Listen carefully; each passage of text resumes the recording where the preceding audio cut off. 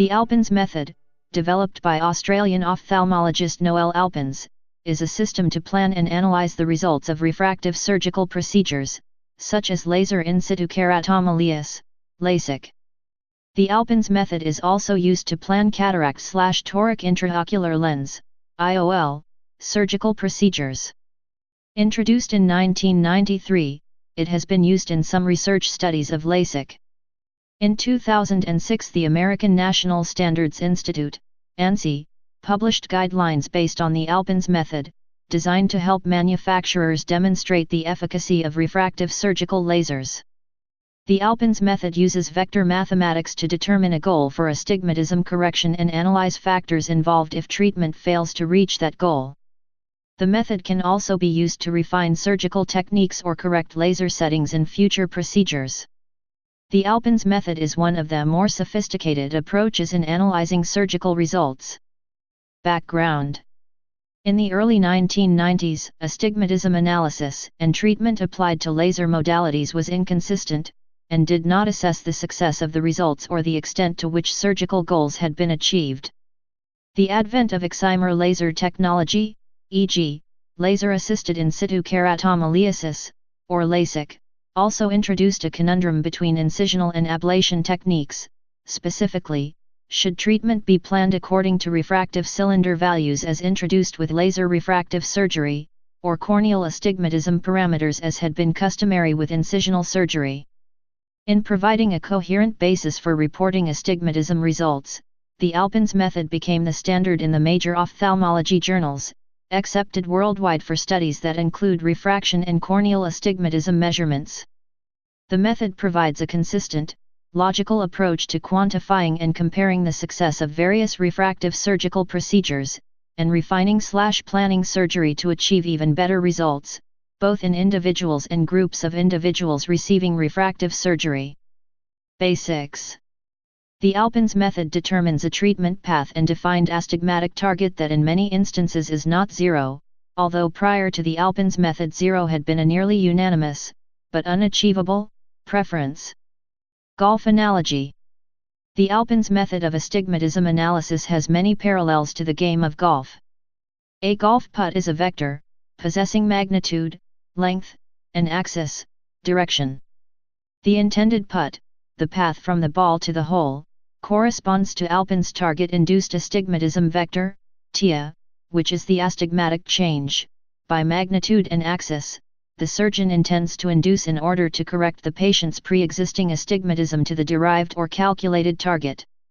The actual putt, the path the ball follows when hit, corresponds to Alpins' surgical-induced astigmatism vector, SIA, which is the amount and axis of astigmatic change the surgeon actually induces.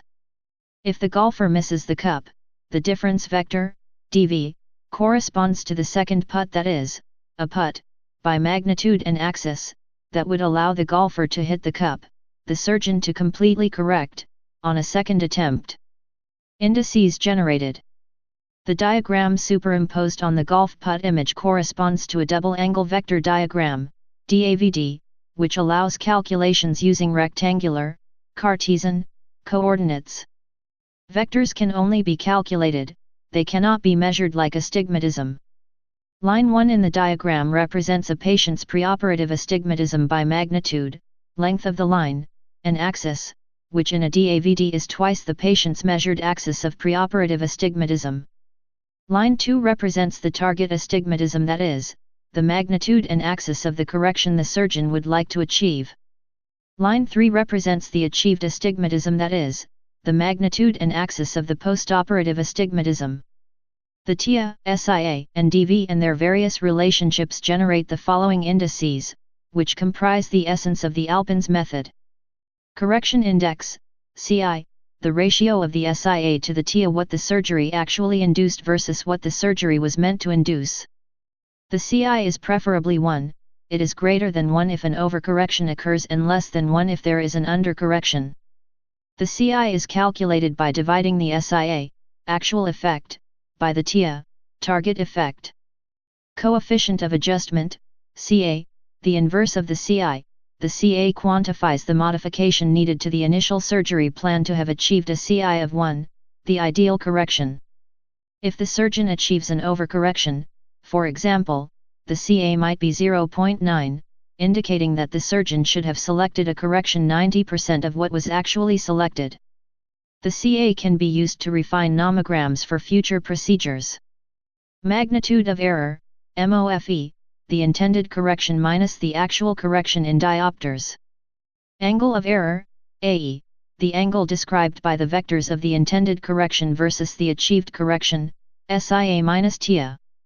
By convention, the AE is positive if the achieved correction is on an axis counterclockwise to where it was intended, and negative if the achieved correction is clockwise to its intended axis.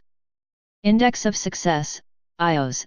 The IOS is calculated by dividing the DV, how far the target is missed, by the TIA, the original target effect.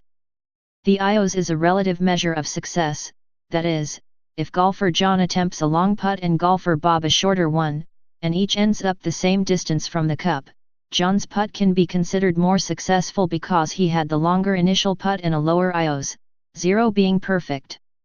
The IOS is a valuable measure of the relative effectiveness of various surgical procedures. Unlike other approaches to astigmatism analysis, the indices of the Alpins method can be subjected to conventional forms of statistical analysis, generating averages, mean magnitudes, and summated vector means, standard deviations, etc., for each individual component of surgery. Vector planning. Clinical studies support vector planning both in healthy astigmatic eyes and in eyes with keratoconus. Additionally, Alpins and stomatoletos showed that combining refraction, using wavefront measurements, with vector planning provided better visual outcomes than using wavefront planning alone. Please subscribe and thanks for watching.